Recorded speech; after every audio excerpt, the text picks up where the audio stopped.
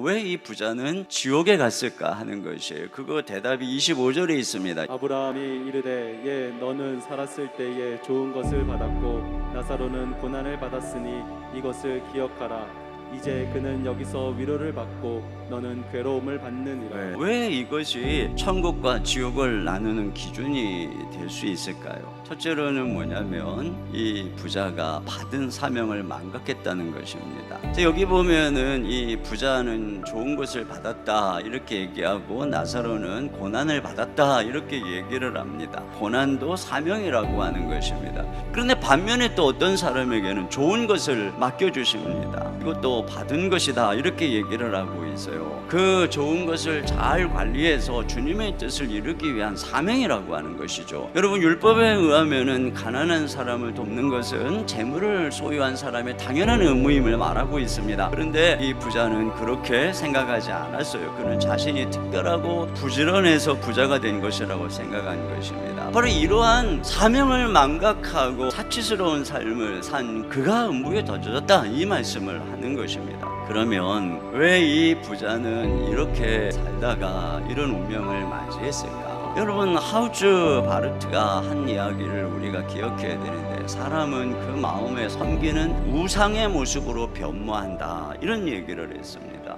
결국은 이 부자의 삶은 그가 누구를 섬겼는가 하는 것을 보여주는 것이죠. 이 땅에 있는 재물의 세 가지 성격에 대해서 말씀을 나눈 바가 있어요. 이게 굉장히 지극히 작은 것이고 불의한 것이고 남의 것이다. 그것으로 우리가 치장을 하면 할수록 하나님 앞에서 가치 없는 인생이 된다는 것이죠. 이 세상의 재물로 호화롭게 살려고 하면 할수록 하나님 앞에서는 더 불의한 존재로 판단받게 된다는 것입니다. 이 땅에 아무리 많이 쌓아봐야 다 남의 것 되고 천국에는 땅 한 평 없는 빈털터리라고 하는 것이에요.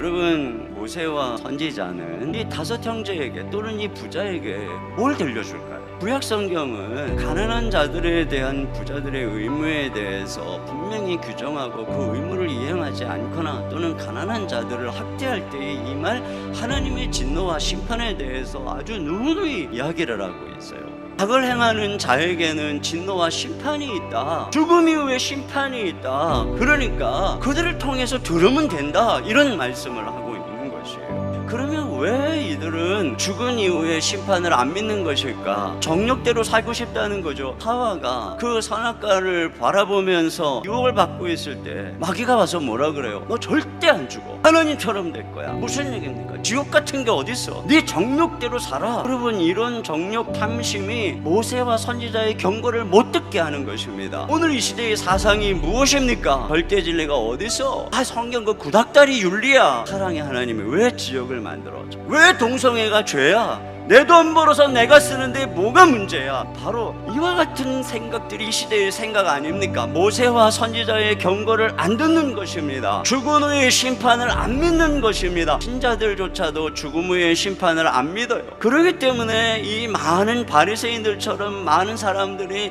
비웃습니다. 탐욕을 따라 살아가기를 멈추지 않습니다. 그리고 복음을 안 전합니다. 복음을 전할 필요를 못 느끼는 것입니다. 거기 이 부자가 뒤늦은 전도를 하고 있는 거예요. 뒤늦게라도 내 형제만큼은 여기 오지 않았으면 좋겠다라고 말하고 있는 것입니다. 이게 지옥을 경험한 사람의 정당한 반응인 것입니다. 그 기회가 있을 때 전해야 되고 기회가 있을 때 들었어야 되는 것입니다. 여러분, 나중에 부모님 돌아가시고 난 후에 뒤늦은 후회하지 마세요. 정말 구원을 받았을까 하는 의구심에 걱정하지 마시고 확실하게 복음을 전해야 합니다. 전화 한 통 하는 거 귀찮아 안 하고. 그래서 그가 지옥에 갔다.